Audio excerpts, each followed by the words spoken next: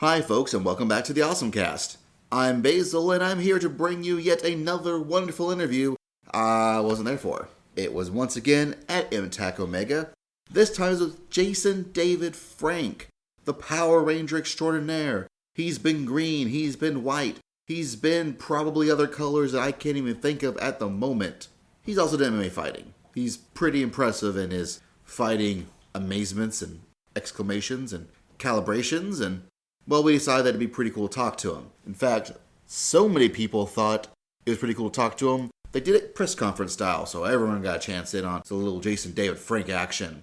There were 2 shots of geek, there was CX2 Productions, there was Henshin Justice Unlimited Radio, there was Nikki D TV, there was One Pixel Jump, there were other people, I'm not even sure who they were. But most importantly, there was also the Chainsaw Buffet. Dylan did a wonderful job recording it for us and then went ahead and edited the actual Jason David Frank parts. So I didn't have to. Great. You're a great man, Dylan. Great man. I don't care what they say about you otherwise. You're a good man. And I'm sure you didn't kill that hobo in the street while naked. Pretty positive that was just a rumor. But a frickin' awesome rumor. Anyways, you're not here for me to tell you about how amazing Dylan is. The last time he saved the president while also naked, in a scuba mask, fighting ninja aliens from the planet Pluto, after they won the fact there was a planet back. Fortunately, once Dylan soundly defeated them, with one hand tied behind his back, still while naked, they lost, the rights to be called a planet again. But, they tried, but they're no match for Dylan. Very few people are, except all the ones that are. Anyways, see the ones that are, it's Frank. His name's Frank. His name's Frank. With the scoop of a lifetime, it's money in the bank. He's Frank.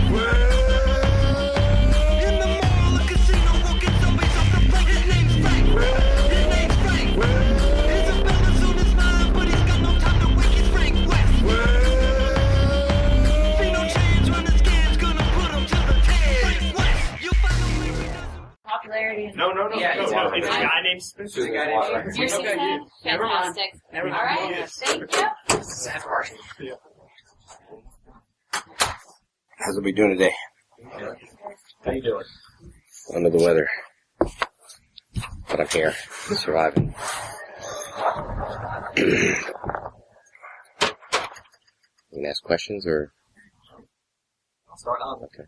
So, how often were you actually in the Ranger suit on set, in, I guess, Mighty Morphin or any of the other series? Probably about 10% of the time. Okay. Most of it's Japanese footage. So, yeah, about 10% of the time. How did Sorry I'm a little down today, guys. Normally I got a lot of energy, full energy. Barely made it here. Been doing karate since I was 4. Been fighting since I was 12, and after the show, I was able to do what I wanted. Tattoos, fights, skydive, everything I couldn't do on the show. So I was able to do whatever I wanted, So I always loved it. You think it as karate? Would karate be your base style? What's American karate. American karate is my base style. Then I cross-trained in jiu-jitsu and wrestling to add to the MMA. Because you need those both, So. What were some of your more notable fights? Well, just kind of getting into it. I mean, I like fighting in Master Toddy in Las Vegas. The guy I fought was he was in charge of all the Canadian Thai fighters. He had probably about 80 fights. I had none, so that was pretty interesting.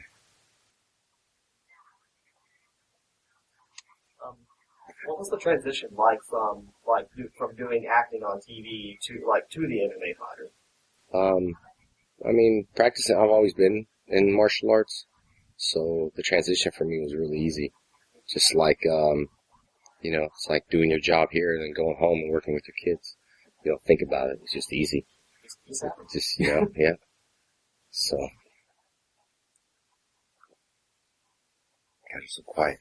Okay, so, now, if everyone at this con decided to come at you at once, how many could you take before you got bored? And how many could you take before you got bored at the top of the beginning? I'd probably say you couldn't get too many fans. Sorry. I got really protective fans. So, I would say one black belt told me, he says, my black belts can kick your black belt's butt. And I was young, I was all offensive. Oh, no, they don't. No, he says, yes. He says, how many black belts do you have? I said, I don't know, about 5. He says, I have 1,000. And he's like, so all my black belts can kick 5 of your black belt's butt. And I'm like, yeah, okay. Very good. Got your point. Strength in numbers. Would you say it's more difficult to do the stunt fighting or actual MMA fighting? Both pretty easy now. When I first started, it was stunt fighting. Trying to pull punches, smile, not hitting the head. We have a lot of good stuff on the show that was head hits, but we couldn't use it. Pretty bummed out, but it was hard doing that in the beginning, and then pulling my punches and all that stuff.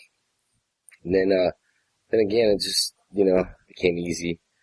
I do martial arts, so we do forms, so you have to treat like the fight scenes as like katas and forms. So like it's almost just an exercise that you do, and it takes really good accuracy to have. It's harder to have good accuracy not to punch someone than it is to actually punch someone. It's harder to take a cigarette out of the mouth and hit someone in the head. So. Where are some of the places you travel to, either in the suit or as a martial artist? Man, I was able to travel everywhere. I was thinking about that the other day with Power Rangers. I mean, my schedule's pretty packed even with cons now. I got Amarillo this month, Colorado this month, New York this month, and then Monterrey, Mexico next month, and then Puerto Rico that month, and then Tennessee again, I think in June or something. I'm not too sure, but June 16th, 17th, some con here. And then I have a Power Ranger training camp at my school, my new school in Pearland. But I was able to, I haven't traveled, I was thinking about that the other day. I should have kept track, I didn't really keep track. We were on like planes and jumping off when the first Power Ranger movie, went in the tour, they picked one person from the show, so they picked me. Everybody was all mad, because they picked me to tour. I think they went to New York and I went to like Israel, Paris, Germany, like all around. So I was able to travel a lot, through the Power Rangers. And then through the martial arts, I went on tour for a company called EFC, which, I did like, martial arts seminars. But what I've done on tour is I probably did like 80 to 100 schools. Really hard, like 3 classes, signing autographs back to back. And I was just jinxing myself because I told someone the other day I did tour for 12 days. Then I was like really sick in the middle of it. Then all of a sudden the show goes on. And I don't know if I caught something on the airplane, but the show goes on. But that's why today I probably tell people about pictures are probably like, he's a jerk. I just don't want to get him sick or something. Some people might be like, yeah, dude, I got sick by the Green Ranger, but yeah. It's like, all right, open your mouth, dude. Yeah. But, was able to travel a lot though. So the EFC, we were like every state. I'm trying to think where I haven't been, but it's hard. I should have kept track, but being young and traveling, you're just, you're going from one thing to another, and it's just, I was fortunate to travel so much though. A lot of people have never traveled all that much. I was fortunate, but it was always work. I don't really remember, like, I haven't seen anything in Tennessee right now. So people are like, how you enjoying it? I've just been here. Haven't got a chance to see much of Tennessee yet. I know me and Shayla went out to eat last night, but that was quick and, so, but that's my daughter. She travels. This is her first convention. So she's not really into the stuff, but then she saw ICP, someone dressed up like ICP, and she's like, oh my god, oh my god, oh my god. It's funny because like, I tell her sometimes, people are so nervous that, they shake when they take pictures, and, I get like that when I see, she's like, now that she's all shaking taking ICP's picture, and it's not even really him. So, that was about her highlight of the, scared me to death. And she's like, oh my god, ICP. I'm like, what? I see who? But, it's a serious thing, I guess, ICP. Very serious. But, yeah, I was able to travel a lot of different places. So unfortunately, I'm really bummed out today though, because, Tammy and my little girl were supposed to come here, and so I didn't get a chance to spend Easter with my little girl. It's like the first Easter away from her, But she was supposed to come, and I asked her, and she's like, Daddy, I'm just gonna stay with Mommy. I'm sorry, I just want to color eggs, so I got sold out for Easter eggs. And so, doesn't really feel like Easter though, But, anyway, she's at home, probably Easter egg hunting right now. Shayla's really looking forward to Easter egg hunt. Yeah. I told her someone set up. I said, oh, my fan set up Easter egg hunt. She's like, 17 now, so she's so cool. She's like, what do you mean Easter egg? I said, you're going to go outside in the con and look for eggs. She's like, I was like, yes, you have to. So, you filmed the at least portion of the Turbo movie in Tennessee, is that correct? yeah. You know where that was? Shoot, man, I don't even remember. It was some watered rapids and some really nice place in Tennessee. I was surprised, you know. We're supposed to go to Hawaii or something like that, and then saw the script. It was like Tennessee. You know, and on the show, we filmed at like a park, you know, and the park we filmed at was called Castaic Park, and it was freaking everything. You know, so when I first read the script, I was young. It says, oh, Power Rangers in Hawaii. I'm like, oh, dude, Power Rangers here, snowboard. Oh, they just decorate it all. So it was like, we read it, it was like Castaic, Castaic, Castaic. But, we learned how to film cheap things and not know the difference, you know, like we always used to film one way, and then the actors was to turn it around, and maybe we're shooting you here, and the turnaround, they don't want to turn around, so they'll just adjust me here. And it looks different, and they're like, no, don't worry, you'll never notice. I've learned so many camera cheats that just when you look, you just notice, and you just don't notice at all. So I learned a lot how to direct from those guys, you know, so, and how to be cheap. But I have my schools. I'm not cheap with my guys. I take care of my guys. I share profits with them, you know. I think it's important, you know, and I was telling the other class yesterday, not to confuse me with the other Rangers. I was doing a panel with everybody. You know, when the other Rangers came, they didn't get paid that much. I was really well taken care of on the show. So I don't want to put myself like, oh, I got ripped off with Saban. Really took care of me.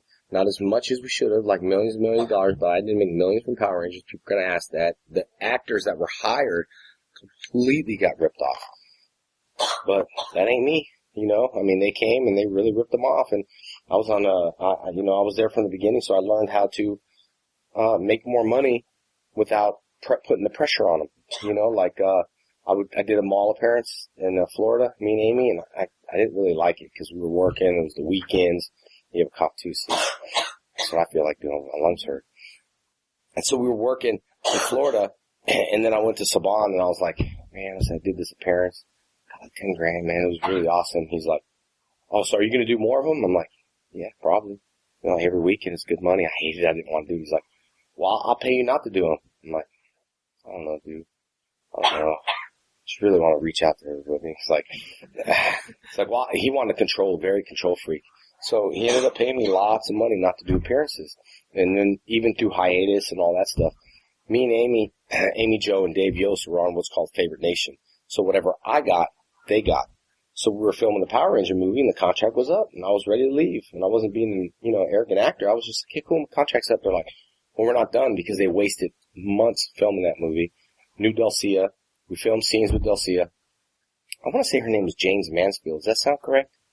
The first Delcia in the movie? Does anybody know?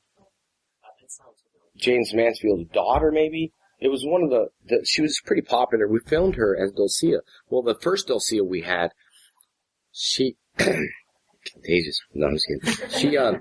She worked the first one, then we fired her. Then we rehired someone, James Mansfield's daughter, I believe. We had her, and we filmed, then we fired her. Then we went back to the original Dulcia. Keep in mind how expensive movies are. You know what I mean? They're very expensive to work. Then we filmed scenes without a visor. Then we went back and filmed scenes with visors. It was because they didn't have the lingo like Starbucks. You go to Starbucks, and I can't even speak Starbucks language. You know, they didn't understand the Power Ranger language and the Power Ranger tricks. So we filmed so long. So my contract was up, and I was like, all right, guys, see you later. They're like, you can't leave. So I went in there and got us like another couple $100,000. Dave and Amy are like, thank you, because whatever I got, they got. They're like, you go. They always sent me in there, you know, you go talk to them because, you know, Saban's very like, the fire you. You know, my character was really popular, and I never really, it was a job. It was really, you know, it was a great job for me. So a lot of people are like, you know, how do you feel? Do you regret that? I was a young kid, making anywhere from $50,000 to $80,000 a month. I mean, what more do you really want? You know, I was doing good, plus a lot of other stuff I was doing, and it was just fun for me. And the job is just an acting job, you know, and the show goes on, no matter how you feel. Even like I said today, I was like probably in bed before I got here. And, you know, told Shayla I'm a hard worker and I'm professional and black belts don't get sick. I train all my guys. I can't because I'm higher rank. But, and plus I'm older, but they can't. You know, because I was younger, my instructor would never let me get sick. We couldn't say, we're sick. We'd say, I think something's trying to get a hold of me, sir. It's like, okay, well, you going to be there tomorrow for a 3 o'clock class? And yes. You know, he didn't care about getting the other kids sick because the kids always got us sick. So his thing was like payback for the little kids. Ah, ha, ha. You know, I mean, so anyway, does that answer the question? That's kind of a long answer, but, you know. What brought you to come back to Power Rangers? What happened? So I was, you know, had karate schools, did, you know, really well on that, started a clothing line, was living in California, met her mom that lived in Houston, decided to open schools in Houston, but, you know, stayed in California, then they called me. We lived in Houston? No, California, yeah. So, stayed in California just for my little girl to be born in Madonna's hospital in Beverly Hills, even though it was an hour away. And when Tammy was going through contractions, I had to drive her to the hospital because she loves Madonna, hour away. But got a call from Saban. Knew it was in Disney's hands, so, you know, I didn't really want to deal with Saban and stuff like that. Had no problems with them. It's just, you know, we had a bit of a fallout. And went to Disney, and Doug and Ann, they were really my good friends. Doug was my first acting coach. Then he started writing on the show. Then he was my first acting coach. Didn't know much about the show. Came in, started writing it, produced the show, ended up being the boss at Disney with Ann Knapp. See, me and Ann and Doug, they always took care of me. They wanted to start a TV series with me. I did the pilot that I'm going to put on YouTube called Sirens. And that was with the group called Wild Orchid. And that was My Hump, My Hump, My Hump. Stacy was Fergie. So she was in there. And then that didn't go through. And then we sold something. Doug and Ann brought me to Universal. We sold a show called Trip Hansen. You know, the companies put you on, they pay you a lot of money to put you on hold, but then nothing went with that. So they always took care of me. So their job was kind of in jeopardy to bring the ratings up. So they asked me to do a favor. And, of course, you know, I went to Disney and, you know, interviewed. And, it wasn't about the money because I was making good money, but I just had to jump through hoops. And then he said, well, you know, Gary, I think his name is, said we're going to have to audition for the role. I was like, really? Audition for Tommy? Okay, cool. All right, well, looks like I'm out, you know. One of those things. All right, well, you don't need to audition. I was like, no, I shouldn't audition. Tommy was the role I created. What do you want me to audition for? So kind of jumped through little hoops there and, you know, asked me about all the stuff I did on the show, you know, like we did crazy stuff. I was 31 at the time. And, of course, I looked at him and said, hey, he was really old. I said, so you were around Woodstock days, huh? And he's like, so what did you do in Woodstock days? He just didn't answer me. My point was, when you're young, you do dumb things. And I wasn't doing drugs. It's just, if you guys know, I'm sure he was at Woodstock smoking weed. All right. And, so we kind of had a little bit of that and then just closed the deal. And I ended up going to, New Zealand and, you know, filming over there and helping the ratings out. I had a lot of fun over there on Dino Thunder. It was, you know, all the guys were really excited to work with me. It was like some big star coming to a set, which was weird because, you know, Tommy, you know, get to work with him after all these years. It was pretty funny. And these guys were young, you know, Emma, Kevin, they were all under 20, so they all grew up watching the shows. So it was pretty interesting. They were a Power Ranger with me, so they were excited. And then, that was New Zealand. Then I put, Shayla went to the restroom. We were eating at a restaurant and, put lots of salt on her bread, on the butter. And, she came back out and we took a picture. I took my camera ready. She ate the bread and she was like, and then boop, took the picture and I was done. So lots of little pranks offset too. So, but yeah, it was fun. That's the reason why I went back to Dino Thunder. Since we're here in MTAC Omega as the whole end of the world theme, if the world were to end in 2012, how would you celebrate the end of the world? Hopefully with Jesus, dude. I mean, you know, wouldn't want to be stuck on Earth, that's for sure. But, I would like to celebrate with my family. You know, I mean, I don't, you know, see my kids all that often in California. I'd like us to all be together like we used to be, you know, and, celebrate the, I guess, the end of the world and wait for the, rapture to come and get taken. Like my brother used to tell me that all the time, scare the heck out of me. Tell him don't talk about it. You know, he'd always used to scare me with his Budweiser. Let me tell you what's gonna happen over here. That rapture. I was like, seriously, don't talk about this stuff, dude. It's scary. I was scared, but he used to tell me. So, Do you feel that when you first got started in MMA fighting that, that you were like a Power Ranger? Did that, like, people hold that against you or maybe Oh, yeah, sure. underestimate you? Yeah, sure. But, like I tell everybody, I knew what I can do, and they're in a lose-lose situation, because if I win, they lose and got beat up by the Green Ranger. If they win, they beat up the Green Ranger, everyone's gonna hate them, so really it's like lose-lose for you. But yeah, there's a lot of people out there just wanting to grab the name and wanting to say I beat up the Power Ranger, but a lot of guys out there that are like really excited to fight, I was telling someone, they said, who would you like to fight? And, probably get beat up by Anderson Silva, but he's my idol, now I know what people mean by, you're my idol, I like to fight you, I used to take that wrong. Like, oh, you're challenging me? You think you beat me up, but it's just, I guess people just get excited about that, love the honor to be in the ring, and it's the job. Gotta go in there and smash faces, and, it's the job. I've been got a lot of things booked this year, just, dropped my weight down from heavyweight to see if I can get to 185, so if I take a 185, had an HT net fight on the 17th, but then that's when the other contracts are for Morphicon, so it's really, lots of stuff conflicts, I work Monday through Thursday, but sometimes I'll do conventions here, so, my head's just really like all over the place. It's hard not to, focus on certain things. Hey, does he look like Kyle Green? This right here. He looks like Kyle. Yeah, he does. The turd burglar. He's gonna watch it, and I call him turd burglar because I was in my car and I was in a bad mood. He's like, hey, turd burglar. I was like, what? So now I call him turd burglar. He's a wrestling guy at my school. Oh, okay. Yeah, he's a wrestling. He works up there. He's a wrestling guy. It's not a bad thing. I was like, I don't know if I should be offended by that. No, it's not a bad thing. He's one of my friends. Did you ever find out that Tommy has taken over your personality because you've been the character for so long? No, I think JDF made Tommy. It's just a clean version of Tommy. I just really try to be myself. Be honest with you, yeah, without the cheesy lines here and there. I had someone at the VIP dinner last night say, man, I'm so glad to meet you.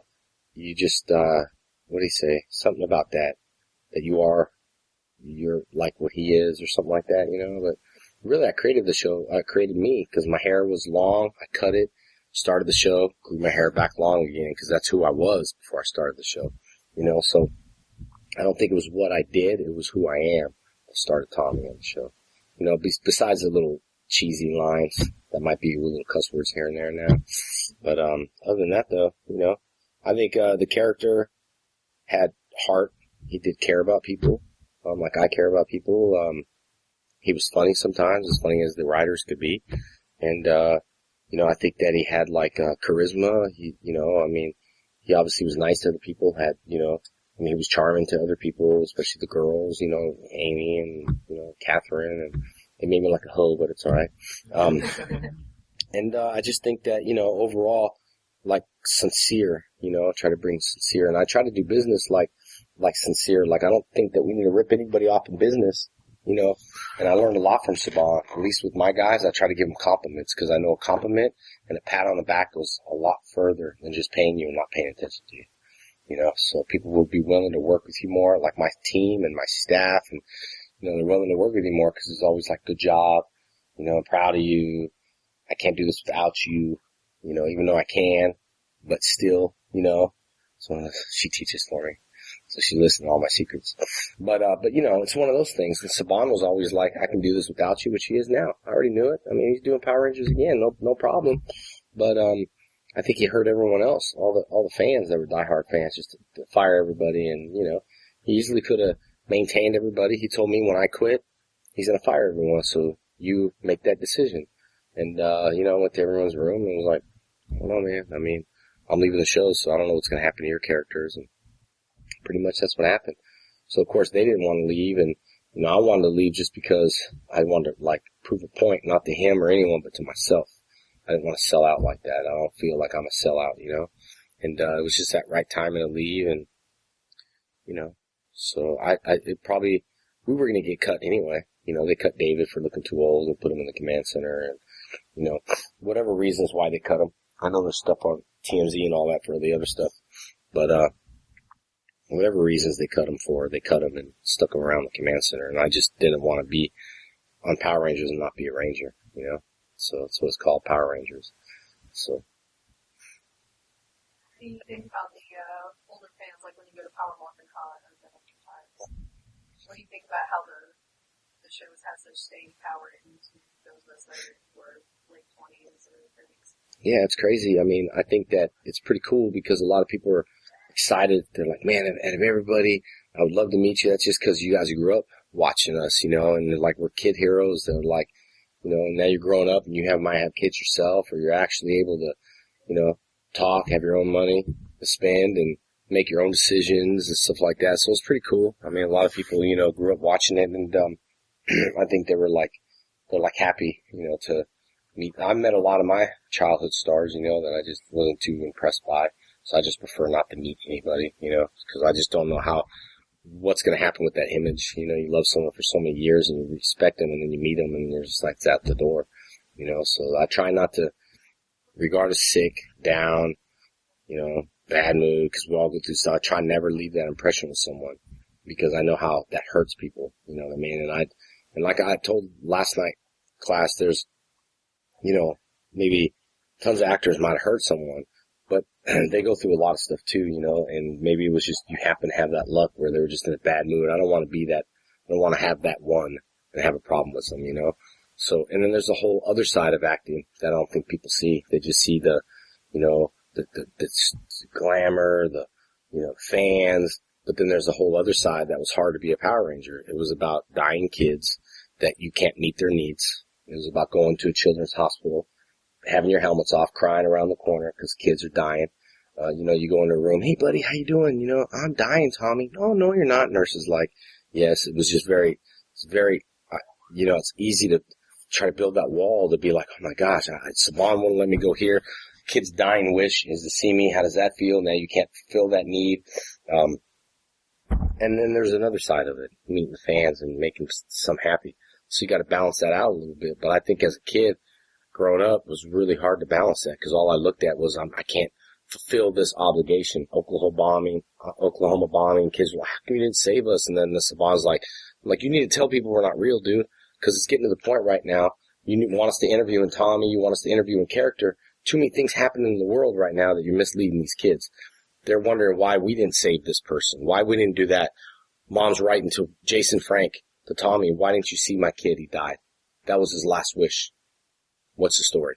So when you take on that responsibility, it hits you. I don't care who you are. It really does.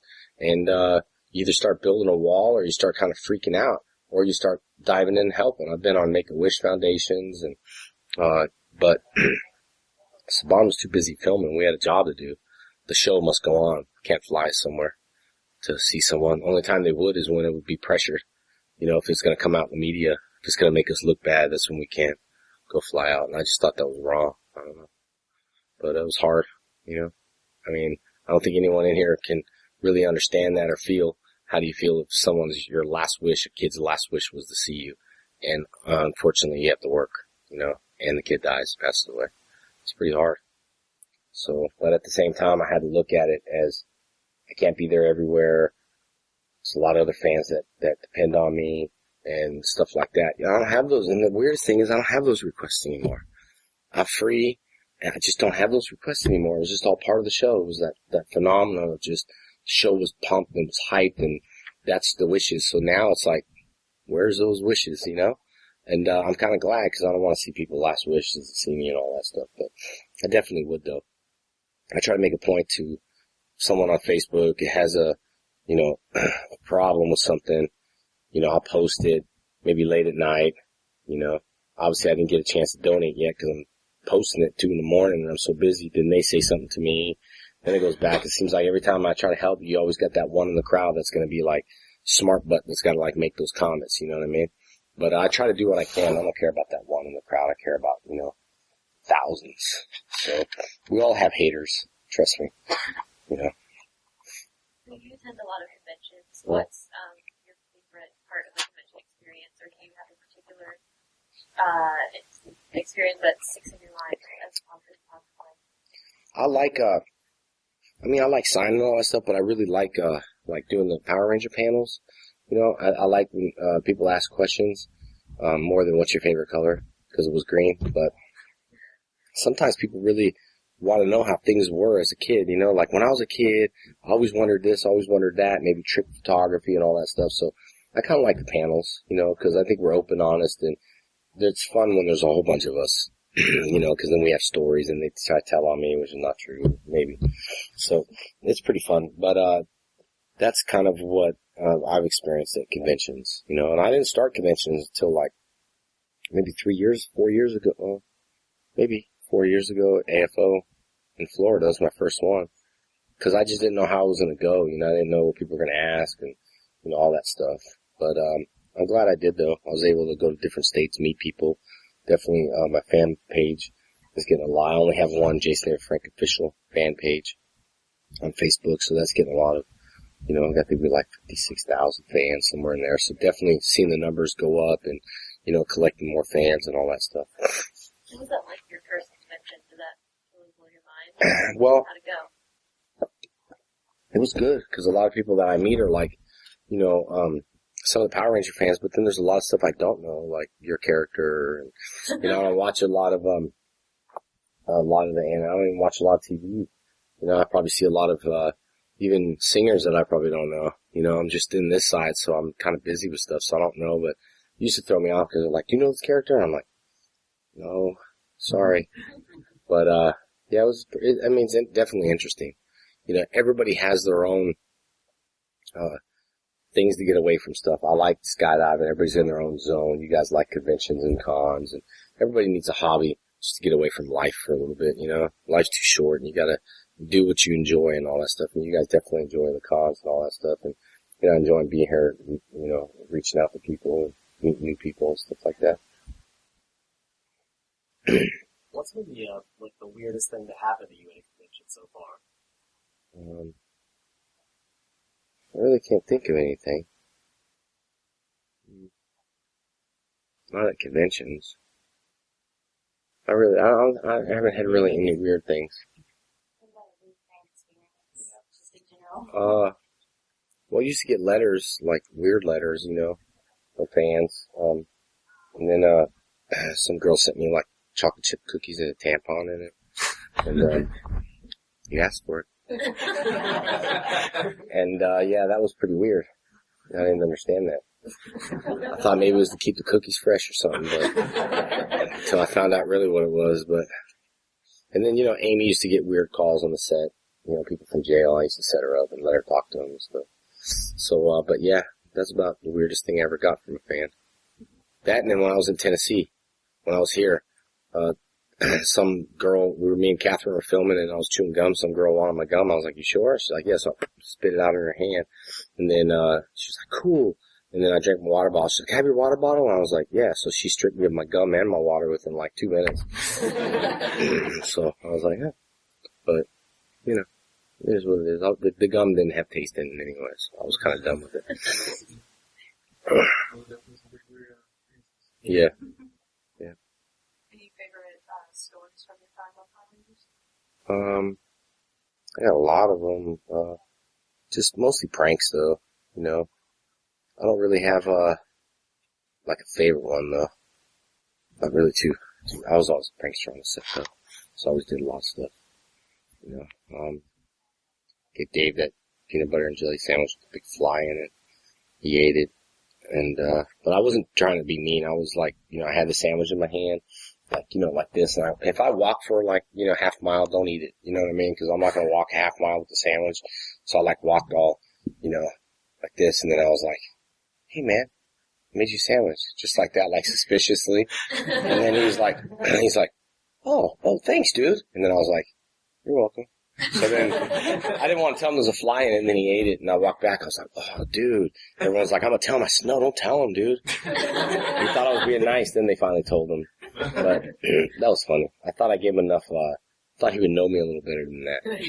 But, yeah, stuff like that.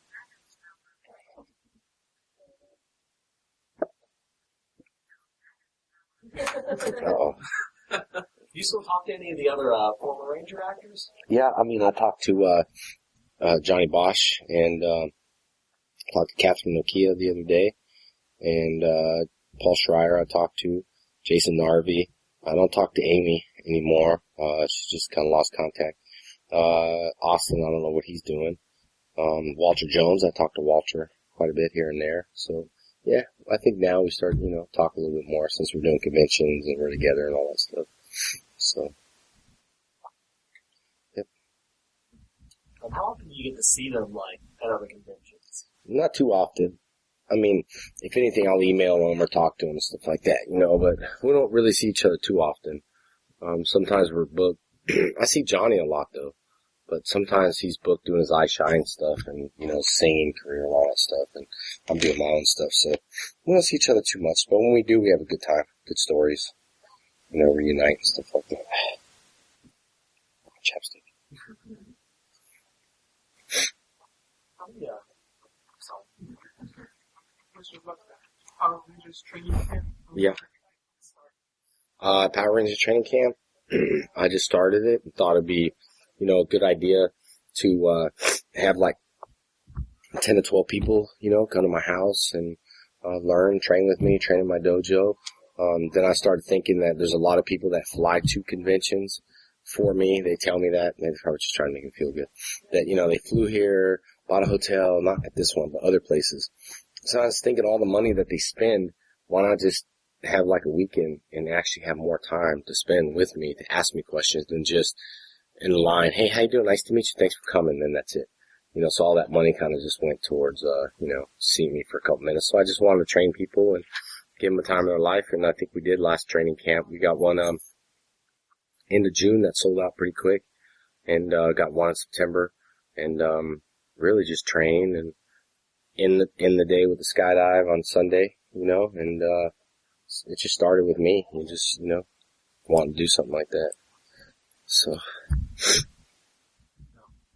You have your own style of fight, right? Yeah. Okay. What's the name of that style? Toso Kundo. Toso Kundo. Yeah. How many schools do you have? Right now just, 4 and 1 affiliate in New Jersey, so 5. So 5 schools. Just under about 1,300 students, somewhere in there. Do you get to make it out to your school very often? Yeah. I do. California, I don't. Randy runs the school really well and all that stuff, so, but we have staff meetings every day. I spend more time with my staff building schools than I do with the students, and the reason why is because through them, they get to experience me. By me training them and making sure their moves are correct and their attitude and customer service, they get to experience me without me being there, but I do, I don't just disappear. We're opening a new school that I have to, tang to and stuff like that, but I do. I mean, I work and show up and, teach. My favorite class is little kids, 4-year-olds. A lot of people don't like them, Shayla teaches them all the time, but I would teach 2 to 4-year-olds. I have a pretty easy with them, and I think it's cool when they can do something that you tell them to do.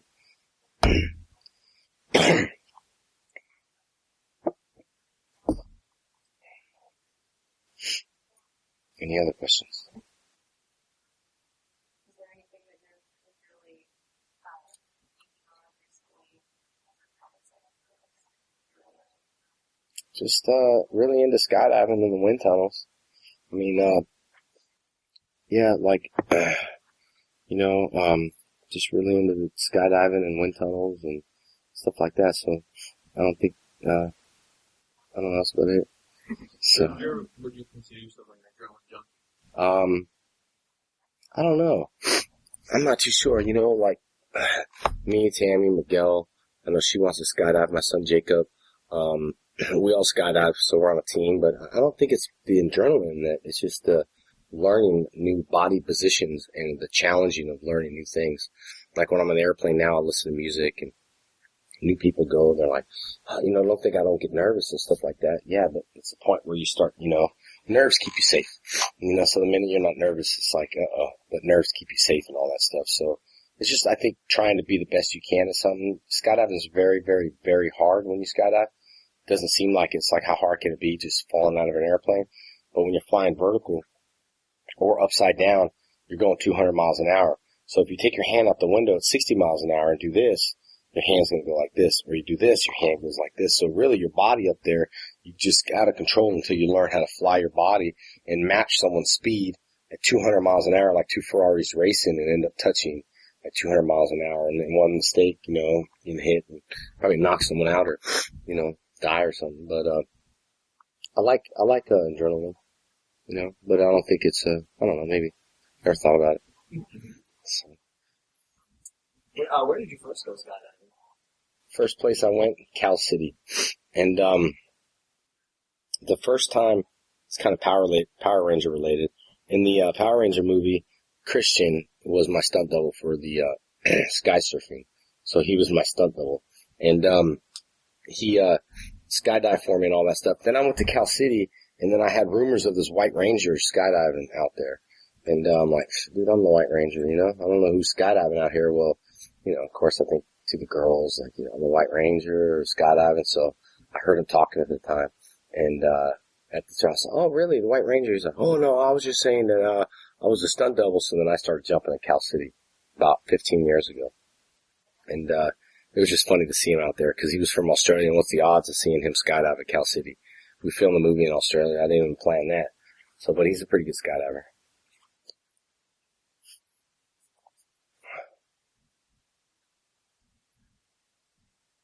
Have you done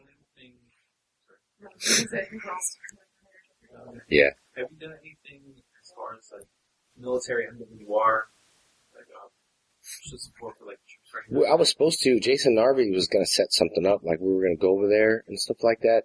I don't know what happened, but he was supposed to set it up, and I told him that I would. I thought that'd be pretty fun, go out there, because the troops now are like of age now. I did have one fan. It's kind of sad though. He was going to Iraq, and Susan Facebooked me and said, "Hey, call this guy. He's going to the army because of you and all that stuff." And I usually do what I can for people, so I took the time out to call him, and just a regular call. Just hey man, you're the hero. You're the true hero here. Good luck and going to Iraq and all that. Yeah, I never left. I did this for you, and and I want to be a hero. And I'm like, well, you are, and all that. Making a long story short, I said, man, be safe. When you get back, hit me up on Facebook. Let me know everything's all right. And then I got a call from my manager, and he went there and he got blown up, like lost his legs, and I just got done telling the guy, be safe. And then here I'm calling him in the hospital because he's near death, and he's like, his mom's like, you can get him through this, and just lost his legs and all that. It was pretty hard because I just talked to the guy, I didn't think he was going to come back a month later like that. So, but I would like to, do stuff out there, time credits. And so Jason Narby's supposed to set some stuff up like that. I just don't know how to go about it, so. I know a lot of UFC guys do that. Yeah, no.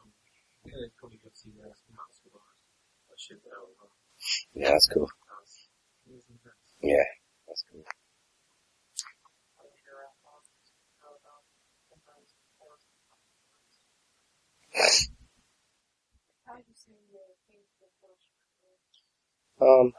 I would say my faith has influenced me more than my career, as an individual. I think if, I'm more balanced with God than everything else in relationships and businesses, everything will kind of blossom and, from there. So, I think, maybe at one point, wanted to have faith and, be successful in this, but success I think is measured off what you like to do, not just money or anything like that. And, I think faith has influenced me a lot as a person, but we all get off track, I'm not going to sit here and say I'm better than anyone, and I don't make mistakes. I make mistakes, get attacked all the time by the devil. We get attacked by bad thoughts. We all have a cloud over our head, and that cloud can be addiction. That cloud can be depression. That cloud can be jealousy. That cloud can be anger.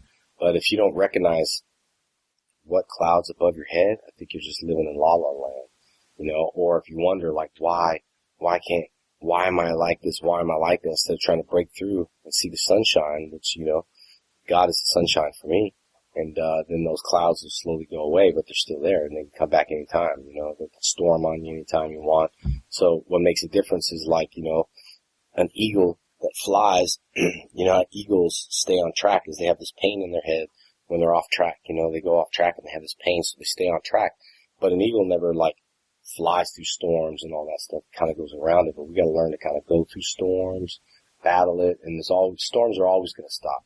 It's always going to be rain on the other side somewhere. But too many people live in the storm, and including myself sometimes, get sad, depressed. People, what do you have depressed about? It's like, dude, what do you mean? I mean, well, that's like me asking you why you sad, or why you're this, why you that. Nobody knows, it's just the way it is. So I think we all fight with emotions, and the only way to get through those emotions is to have someone you can talk to that's, I think is never going to give up on you. Also, at the same time, I'm not one to preach and push God on you, push relationships on you. That's like me pushing you and saying, you're going to marry this guy. I'm going to marry this guy right over here because he's good for you. It's like you don't want to be pushed like that. I think that a relationship's got to be willing on both sides. And, I used to get preached to by a guy at my school that was a minister, but I just really didn't like seeing him. I just, I'm always judged and, this and that, and, call it a religion. It's not a religion, it's a relationship, just snapping at me all the time. It just really turned me off to the whole thing. Until I got around the right people that realized the relationship between you and God is yourself, So when people ask, what are you going through? I want to say, well, no offense, but it's between me and God. He'll handle it. I don't like getting into, this is what's happened in my life, and someone tells somebody else. Everyone knows what's going on in your life, It's kind of annoying. Because if something happens to me, the whole town seems to hear about it.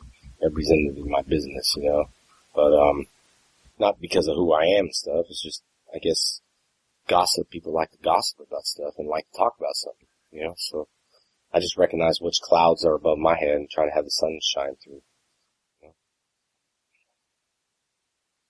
Like the cloud you have, boom. So you have your own martial arts style. How did you develop that? What sort of other styles did you draw upon? Just American blend. Started the style, Tosu Kendo means the way of the fighting fist. Got away from all organizations, got away from all testing fees, got away from all the BS stuff where black belt's a black belt. It's going to take 6 to 7 years to reach a level in my system. It's not going to be 18 months to 24 months. And Taekwondo is going to take time. Didn't want to, talk to other, instructors or ask or pay. I had testing fees when I was a kid. And my dad always said, rent must be due. It's like, I used to hear that. So there's no testing fees in my organization. So Koichi Sakamoto, who worked on Power Rangers, and Johnny Bosch helped me come up with the name a long time ago in 94, where it was Tosu Kendo. So I got away of all organizations and stuff like that, so I was able to start my own and just go from there. So. Did you do any Tai Chi? No, I don't do Tai Chi. At that time, it was probably just a little too slow for me. Probably a little bit later I will, though. As I calm down after skydiving, but I used to scuba dive, and people say we should scuba dive because scuba dive is like this. It's like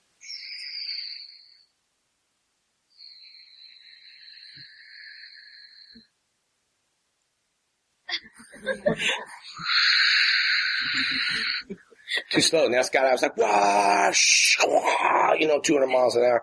So I wanted to be up there instead of the ground, it was just too slow pace for me. So, but yeah, maybe Tai Chi later when I scuba dive again. Who were your main influences as a child to get into martial arts? It's funny because I used to like Bruce Lee. I really, really looked up to my instructors more than movie stars, I saw Rose Casamassa, Lou Casamassa, Chris Casamassa, who played Scorpion in Mortal Kombat. He was doing, movies, and looked up to those guys a lot. And lost contact with them because when you start your own organization, it's kind of like, you're doing your own thing, and but I like them, and I looked up to those guys. Also, Bruce Lee was cool at the time, but I used to have, favorite shows like The Knight Rider, The Incredible Hulk, David Banner, and I got a chance to meet all those guys. So it was pretty cool. But I was kind of old when I found out about Santa Claus and stuff. I'll admit it. I was kind of old. I was like, I don't know how old I was, but I probably was old. I just wanted to believe in stuff. And then I went to Universal Studios to see the kit car, so it talked to you. I waited in line and I went in there and it's like, hello, Jason. I'm like, oh, snap. So I was like, and it was talking and all that stuff. Then I saw David Hasselhoff in Covina, California, filming at a flower shop. I thought that was the coolest thing that they were filming right down the street from me in my home. And I was watching and I was like, man, I want to do that. then when I saw David at the, when I was a kid, walking through Universal Studios, I got shined on, you know. He probably didn't even see me, but I took it like, oh, jerk, you know. Like he kind of just shot. I was like, David, and just, you know, walking on. When I see kids, I'll, you know, hey, what's up, buddy? What's up? Just for that simple point that, like, it means a lot, you know, like traumatized. Like he probably didn't even know what he did to me, you know. And but I was at the Hollywood, you know, studio or Hollywood parade where everybody was there. Brian Austin Green was smoking weed behind me. It was just everybody was there. The David Hasselhoff was over there, and then of course, you know, I was with David Hasselhoff over there. I was like, you know, walked by and shined him on. He probably didn't even know what I did. He probably still don't know to this day. But yeah, I just felt better. I was just like, you know, hold grudges when I was 8 years old. It's like, you know, but and then Van Damme came to my premiere and you know, acted like it was his premiere, and I used to like him too. And people, oh, I can't believe you like Van Damme. You're an idiot. It's like, so what? I had people I liked too at that time, you know. And then I met him, and then I don't like him either.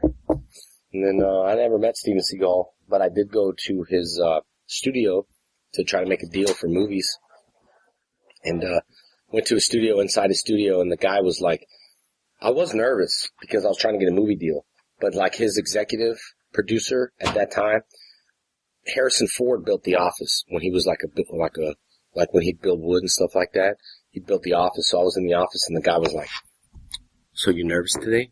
And then I was like, dang, he's in my face. Yeah, kind of. I was like, no, I'm not nervous. And he's like, so what brings you here? You want to be the next action star? Is that, I mean, he was just a jerk. And then Steven wasn't there. So they said, showing me around the office, and like, oh, you can't sit in Steven's chair. That's like his chair. So of course, you know, I waited till he left, and then I was just like, you know, sat in, didn't get caught, but, I don't know why. I just did. It was just a chair, you know, but, never got a chance to meet him either. But, then I saw him on the UFC. He was talking about teaching that front kick. I created that, you know, the front kick, Machida knocked out Randy Couture with. And, who's the other front kick he worked with? Anderson Silva. Belfort just did a regular thrust kick. And of course, Steven Seagal just looked like an idiot. He's like, yeah, you know, that was my special kick back in the days. I'm like, dude, that's a front kick that's been around thousands and thousands of years. YouTube him. It's pretty funny. Like, you think he's really joking. Like, I was like, oh, that's funny. It's funny. He's really being serious. Like, I only worked with very few people on that kick, and he had like shooter glasses and a hat on. That was retarded. Even Boss Root and everybody just teased him on that, you know, saying he created the front kick. Come on, dude. But Steven Seagal's a real karate guy, but I never met him.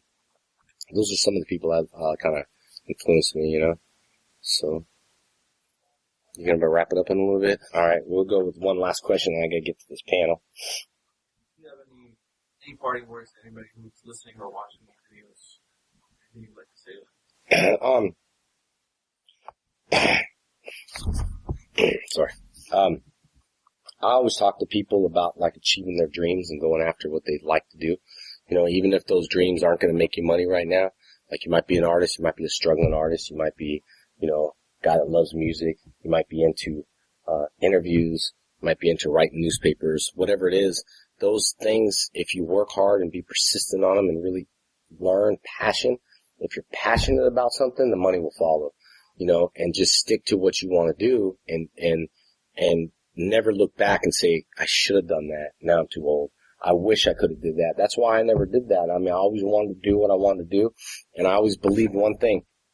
If you're passionate about something, like I'm passionate about karate, I don't do it for money. If you do something and you want to make money, you're not going to make money. If you want something really bad, you want it, you're probably not going to get it. You know, if you put it out in the universe, that you're going to be successful and that you're going to be the best artist and you're going to be the best media guy and you keep saying it, it's going to happen. What you put out in the universe is what you get back. You know, it's true. I mean, I get hairs in my food all the time. I'm like, man, I hope there's no hair in my food. Boom, hair in my food. You know, it's like what you speak is what you get. There was a girl at the supermarket. I had a Louis Vuitton bag and her word was, oh, that's a nice bag. I'm never going to get it. And my answer was like, yeah, you're never going to get one. And you're right. She's like, and I keep saying that. You know, when I was a kid, I grew up poor. When I was a kid, I never said I'm not getting that. When I was a kid, I wanted this and that. But to get to that, you have to put the work in it. Can't just say I want to be the champion of the world and not put in all the road work. Because the champion is what you do outside the ring, not what happens inside the ring. So those are my final words to people that are listening. All right. Thank you, guys. I appreciate it. Thanks, guys.